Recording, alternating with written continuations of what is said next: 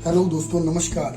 मैं Naresh Saini Indian properties की ओर से आप सभी लोगों का दिल से बहुत बहुत स्वागत करता हूँ। दोस्तों, सबसे ज्यादा हमारे पास जो डिमांड आती है वो 100 गज की कोठी या हाउस की आती है, क्योंकि 100 गज का जो घर होता है वो ज्यादातर मीडियम फैमिली के बजट में आ जाता है। और 100 गज का जो घर होता है वो एक छोटी फैमिली के लिए, 4 लोगों के परिवार के लिए बहुत ही सफिशिएंट रहता है, जिसमें 2 BHK मैक्सिमम 2 BHK बना होता है। वो जो 2 BHK का लेआउट है जो मैं आज आपको दिखाने जा रहा हूँ, जो सामने ड्राइंग पर देख रहे हो, ये सबसे ज्यादा पॉपुलर होता है। लेकिन ज्यादातर लोगों को क्या समस्या आती है या वो क्या महसूस करते हैं, वो महसूस करते हैं कि कमरे बहुत छोटे बनते हैं जी। 100 गज के अंदर कमरे छोटे हैं। तो सबसे पहली बात दोस्तों, मैं आपको ये बताना चाहूंगा कि जब हम 100 गज का घर लेने जा रहे हैं तो 100 गज के हिसाब से ही उसके अंदर रूम निकलने वाले हैं। तो एक 100 गज का जो स्टैंडर्ड साइज प्लॉट होता है वो होता है 20 बाई 45।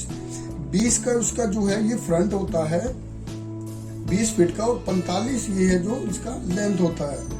लेंथ और विड्थ ये 20 बाई 45 का होता है। 100 गज का घर बन जाता है, जिसमें ये जो मैं आपको ये लेआउट दिखा रहा हूँ, ये स्टैंडर्ड लेआउट है जो सबसे ज्यादा प्रचलन में है, यूज किया जाता है। तो दोस्तों, सबसे पहले लेआउट समझिए, उसके बाद जो बेडरूम साइज की आप कमी महसूस कर रहे हो उसकी जो शंका है उसका भी समाधान मैं आपको यहाँ पे आज करके दिखाऊंगा। तो चलो दोस्तों वीडियो शुरू करते हैं। दोस्तों, सबसे पहले जो आप लेआउट देख रहे हो, इस लेआउट में आप देख सकते हो कि 20 बाई 45 का हमने प्लॉट साइज लिया है, जिसके अंदर सबसे पहले ये फ्रंट आ गया हमारा। यहाँ पे हमारा मेन गेट लगने वाला है और ये हमारा स्टेयर्स रहेगा जो ऊपर की तरफ जाएगा। 12 बाई 9 की पार्किंग रहेगी, जिसमें आप अपनी छोटी कोई भी हैच पे गाड़ी पार्क कर सकते हो। 9 बाई 5 का इसमें यूटिलिटी एरिया रखा है, इसमें आप वॉशिंग वगैरह काम कर सकते हो, बाइक पार्किंग कर सकते हो। और आगे बढ़ेंगे दोस्तों, तो ये हमारा ड्राइंग रूम रहने वाला है। ड्राइंग डाइनिंग हॉल ये कॉमन दिया गया है। इसमें हमने डबल डोर एंट्री दी है। एक एंट्री गेट रही हमारा डोर यहाँ से रहेगा, एक डोर हमारा यहाँ से रहने वाला है। ये हमारा ड्राइंग का एरिया आ जाएगा और ये हमारा डाइनिंग का एरिया जाएगा। इसका जो साइज है 19 बाई 10 का रखा गया है। इसके बगल में ही आपको मॉड्यूलर किचन मिलेगा, जिसका जो एक्चुअल साइज होगा 8 बाई 10 का होगा। 8 इसका जो है ये लेंथ रहेगा और 10 इसका जो है विड्थ रहने वाला है, जिसके अंदर हमने 3 फुट का काउंटर स्लैब रखा है। तो देखा जाए तो जिसका स्पेस हो गया यहाँ पे 5 बाई 10 का, ये बीच का हमारा ये यूजुअल स्पेस आ जाता है हमारा काउंटर स्लैब निकालने के बाद। उसके बाद दोस्तों आता है हमारा ये बेड है। ये 2 बेडरूम हमने इसके अंदर दिए हैं, जिसमें जो साइज रखा हमने 9.5 बाई 14 का साइज रखा है। 9.5 जो होगा हमारा ये विड्थ आ जाएगा और 14 हमारा ये लेंथ आ जाएगा इसके अंदर। दूसरे रूम का साइज भी हमने सेम रखा है। यहाँ पे डोर रहेगा हमारा, इसका जो साइज है ये भी 9.5 बाई 14 का रखा गया है। इसमें भी 9.5 का जो है ये विड्थ आ जाएगा और 14 का हमारा लेंथ आ जाएगा।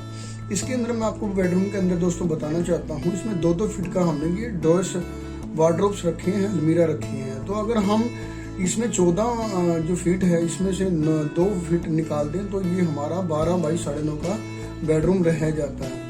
इसके बाद आगे बढ़ते हैं तो अटैच वाशरूम जो हमने दिया है दोस्तों 5 बाई 5.5 का साइज दिया है हमने। 5 जो हमारा है इसके अंदर लेंथ रहेगा और 5.5 हमारा विड्थ रहेगा। इसी तरह दूसरे बेडरूम में भी हमने 5 बाई 5.5 का वॉशरूम दिया है और इसमें हमने डबल डोर एंट्री दी है। दोनों बेडरूम से हमने एंट्री दिया वॉशिंग एरिया की तरफ। पीछे जो हमारा वॉशिंग एरिया रहेगा दोस्तों वो 8 बाई 5 का साइज रहने वाला है, जिसमें जो 8 फीट है ये हमारा विड्थ रहेगा और 5 फुट का हमारा इसके अंदर लेंथ रहने वाला है। तो दोस्तों, इस तरह से ये 100 गज का हमारा लेआउट बनता है। अगर हम इसमें बात करें तो हमने इसमें कॉमन वॉल रखी है जो दूसरी प्रॉपर्टी से कॉमन रहेगी। जैसे कि आप यहाँ पे देख सकते हो कि 4.5 फीट का यहाँ पे ये रखा गया है, 4.5 इंच का ये दीवार रखा गया है, जो कि दूसरी प्रॉपर्टी से अटैच होगा। तो 4.5 हमारे में यहाँ चली गई।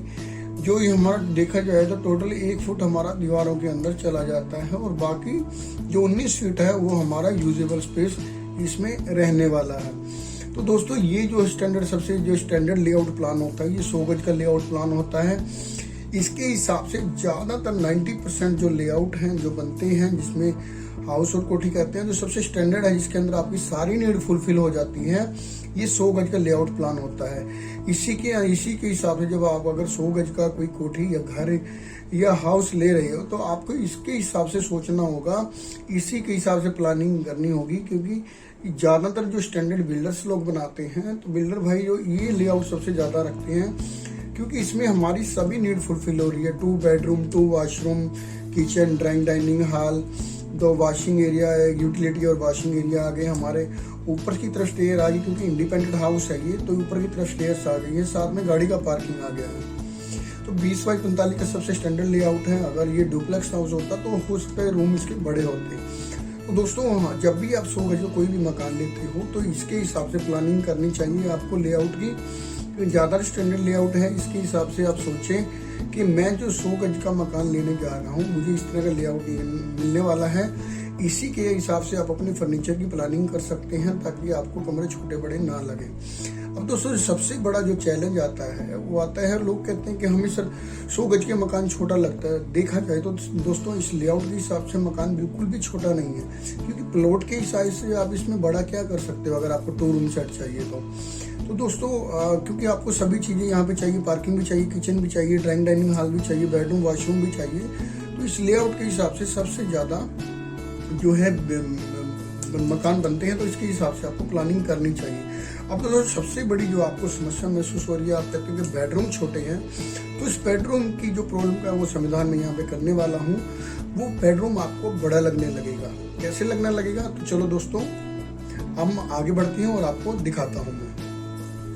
तो दोस्तों 100 गज के जो हमारा हाउस है, उसका जो लेआउट है, उसके हिसाब से जो हमारा बेडरूम साइज हमने बताया था 9.5 बाई 14 का, उसका अभी आपके सामने मैंने यहाँ पर ड्राइंग रखा है, ताकि मैं आपको ठीक से समझा सकूं कि अगर बेडरूम को हम ढंग से यूज कर देखें तो देखा जाए तो ये रूम बिल्कुल भी छोटा नहीं है।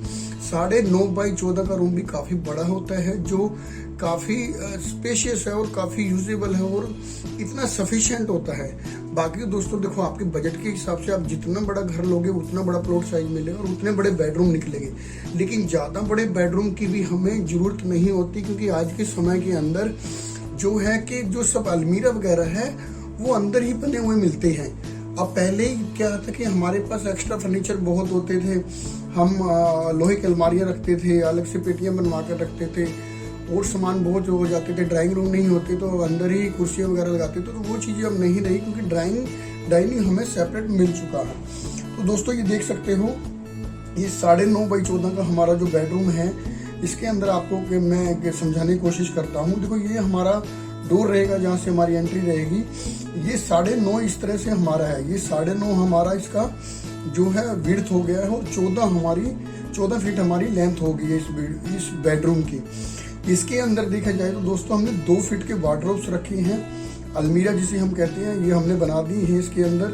तो इसका स्पेस काटने के बाद 12.5 बाई और 9.5 का हमारा ये 12 बाई 9.5 का हमारा ये बेडरूम साइज आ जाता है।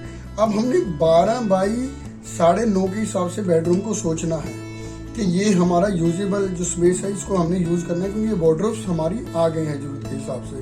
तो मैं दोस्तों अब बेड की बात करते हैं। सबसे ज़्यादा लोगों की समस्या आती है, लोग सोचते हैं कि बेड कहाँ लगाएंगे जी। तो बेड लगाने के लिए देखिए आपके पास कितना स्पेस है। 12 फीट हमारे पास ऐसे है और 9.5 फीट हमारे पास ऐसे है। अब दोस्तों बेड की बात करते हैं। दोस्तों जो स्टैंडर्ड बेड होते हैं वो 6 बाई 6 फीट के होते हैं आज के समय में, क्योंकि इससे ज़्यादा लेंथी बेड अब नहीं आते और वो जरूरत भी नहीं होती। देखो अगर आप बात करते हैं दोस्तों, किंग साइज बेड आपने रखा है, तो किंग साइज बेड के हिसाब से आपको फिर बेडरूम भी किंग साइज ही चाहिए, प्लॉट भी किंग साइज चाहिए, मकान भी बड़ा चाहिए, और उसके हिसाब से तो आप जैसा मर्जी सोच सकते हो। लेकिन जो स्टैंडर्ड बेड हैं आज के समय में वो 6.5 बाई 6 फीट के होते हैं। 6 बाई 6 का इस तरह से होता है, 6 फीट ऐसा होता है बेड, 6 फीट ऐसा होता है। लेकिन हमने आधा फीट अपने बैक का लगा लिया, जो हेडरेस्ट होता है वो बैक होती है जो बेड की, वो हमने लगा लिया इसमें आधे फीट में। तो ये 6.5 फीट का हमारा बेड ऐसे हो गया और 6 फीट का बेड हमारा इस तरह से हो गया। तो 6.5 बाई 6 का बेड हमने लगाया है, जो कि सफिशिएंट होता है, काफ़ी अच्छा स्टैंडर्ड साइज होता है। जब हम 6.5 बाई 6 का बेड लगाते हैं अपने 12 बाई 9.5 के बेडरूम के अंदर, वैसे 14 बाई 9.5 का बेडरूम है ये, लेकिन ये अलमीरा काटने के बाद हमारा 12 बाई 9.5 का बेडरूम साइज रह गया। जब हमने 6.5 फीट का बेड इसके अंदर लगा लिया है, तो 6.5 फीट का बेड लगाने के बाद इस तरफ हमारा 3 फीट का स्पेस बच जाता है। 9.5 में से 6 काट देंगे आप, तो आपका 3 फीट का स्पेस इधर बच जाता है। और इधर हमारा ये टोटल 12 फीट है। 12 फीट में से जब हमने 6 फीट लगा लिया, 6 फीट का हमने बेड रख दिया, तो 3 फीट हमारा इधर बच गया स्पेस, 3 फीट हमारा स्पेस इधर बच गया। तो देखा जाए तो बेड को लगाने के बाद, बेडरूम में लगाने के बाद 3 फीट का वॉकिंग स्पेस हमारे तीनों तरफ बेड के बच गया। तो दोस्तों 3 फुट का वॉकिंग स्पेस बहुत अच्छा होता है, बड़ा होता है, जिसमें आपको कोई भी समस्या नहीं आने वाली। कमरे के अंदर आप जिस तरह से मर्जी वॉकिंग कर सकते हैं।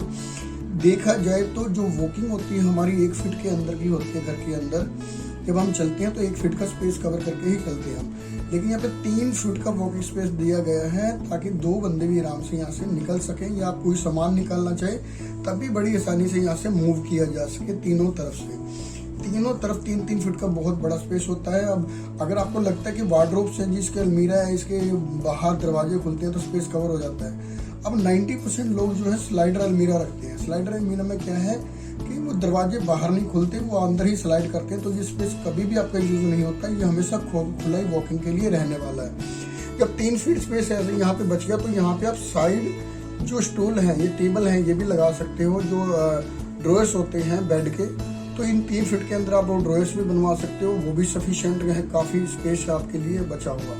तो दोस्तों अगर आप इस हिसाब से देखते हैं, इस प्लान के हिसाब से देखते हैं, तो बेडरूम हमारा बिल्कुल भी छोटा नहीं है। 9.5 बाई 14 का बिल्कुल सफिशिएंट है और काफी यूजेबल है। तो दोस्तों हो सकता है मैंने पूरी कोशिश करी है कि आपको 9.5 बाई 14 का जो बेडरूम साइज समझाया है, जो 100 गज के हाउस प्लान के अंदर ज्यादातर आपको देखने को मिलेगा। अगर हमारे को इसको डाउट शंका रहती है कि छोटा है, तो इसी ड्राइंग के हिसाब से आप देख सकते हो, बिल्कुल भी छोटा नहीं है और काफी सफिशिएंट है। जो